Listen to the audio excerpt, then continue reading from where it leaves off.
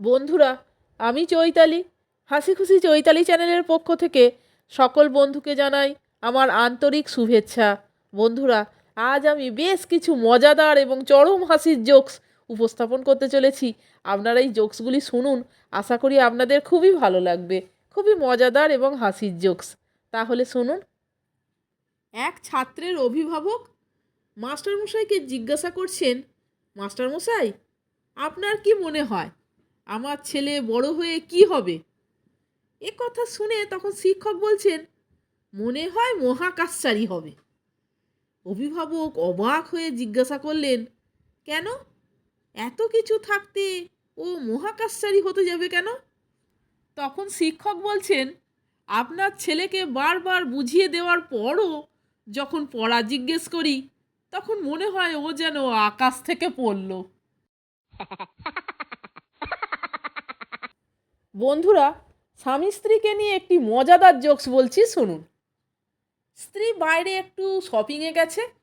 এমন সময় ফোন করে স্বামীকে বলছে, তুমি এখন কোথায়? স্বামী, এখন আমি রান্নাঘরে জল খেতে এসেছি। এ কথা শুনে তখন স্ত্রী বলছে, তাহলে দুমুঠো চাল ধুয়ে ভাত রান্না করে রাখো। স্বামী, না গো, আমি এখন বাথরুমে। স্ত্রী, তাহলে বালতিতে কাপড় ভিজিয়ে রেখেছি, কাপড়গুলো ধুয়ে দাও। এ কথা শুনে তখন স্বামী বলছে, আমি মিথ্যা কথা বলছি, আমি এখন বাজারে।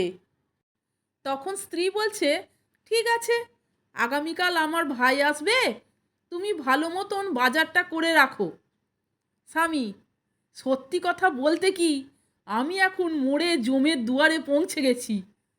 স্ত্রী, নো প্রবলেম, তাহলে ওখানে আমার মৃত শ্বশুর মানে তোমার বাবাকে খুঁজে বার করে জিজ্ঞেস করো যে তিনি বাড়ির পুরনো দলিলটা কোথায় রেখে গেছেন।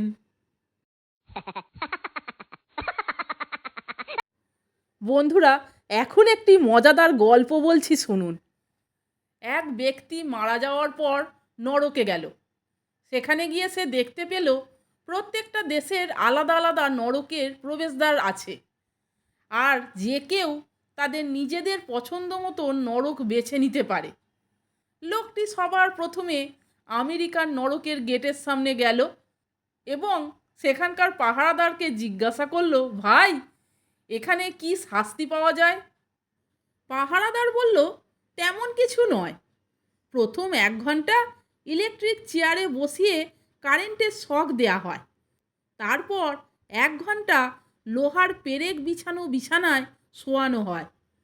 আর সবশেষে দৈত্য এসে আপনার আঘাত পাওয়া পিঠে 50 ঘা চাবুকের বাড়ি মেরে যায়। এটা শুনে সেই ব্যক্তির ভয়ে গায়ের ঘাম ঝরতে শুরু করলো। সে তখন ভাবতে লাগলো, এখানে থাকলে তো আমার পরিস্থিতি খুবই খারাপ হয়ে যাবে। তাই সে দ্রুত রাশিয়ার নরকের গেটের দিকে এগিয়ে গেল। আর সেখানে গিয়ে সে সেখানকার পাহারাদারকে একই প্রশ্ন করলো, আর পাহারাদারও তাকে মোটামুটি একই উত্তর দিল। এরপর লোকটি ভয়ে ঘাবড়ে গিয়ে পরপর আরও অন্যান্য দেশের নরকের গেটের সামনে গিয়ে একই প্রশ্ন করলো। কিন্তু সব জায়গায় মোটামুটি শাস্তি ছিল একই রকম, ভয়ঙ্কর ও কষ্টকর। শেষে লোকটি এমন একটি গেটের সামনে গিয়ে পৌঁছালো, সেখানে লেখা ছিল ভারতীয় নরক। এটা দেখে লোকটি চমকে গিয়েছিল, কারণ সেই গেটের সামনে অনেক লোকের ভিড় ছিল। বিশাল লম্বা লোকের লাইন লেগেছিল। লোকেরা খুশি মনে সেই নরকে যাওয়ার জন্য লাইনে দাঁড়িয়েছিল।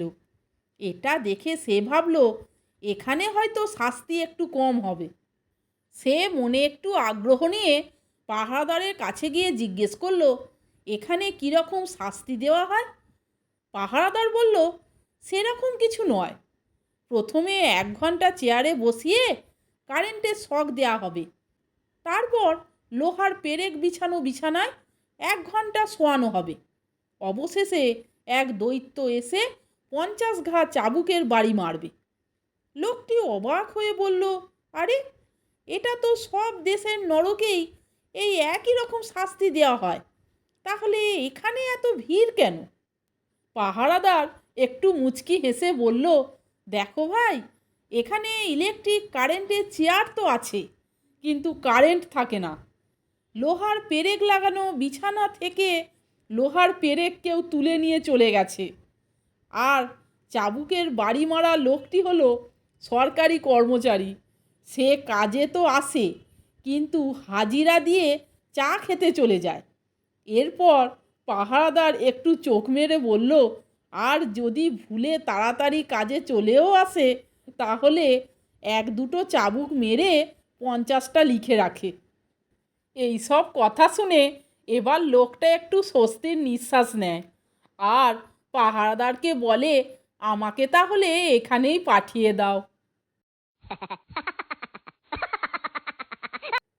তাহলে বন্ধুরা, মজাদার একটি গল্প আর দুটি জোকস আপনাদের শোনালাম।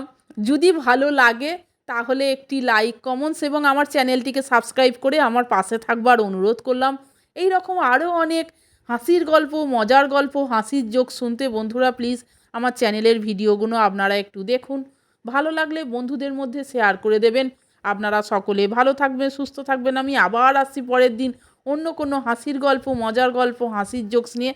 ভিডিওটা সম্পূর্ণ দেখার জন্য এবং এই মজাদার জোকসগুলি শোনার জন্য আপনাদের আমি অসংখ্য ধন্যবাদ জানাচ্ছি।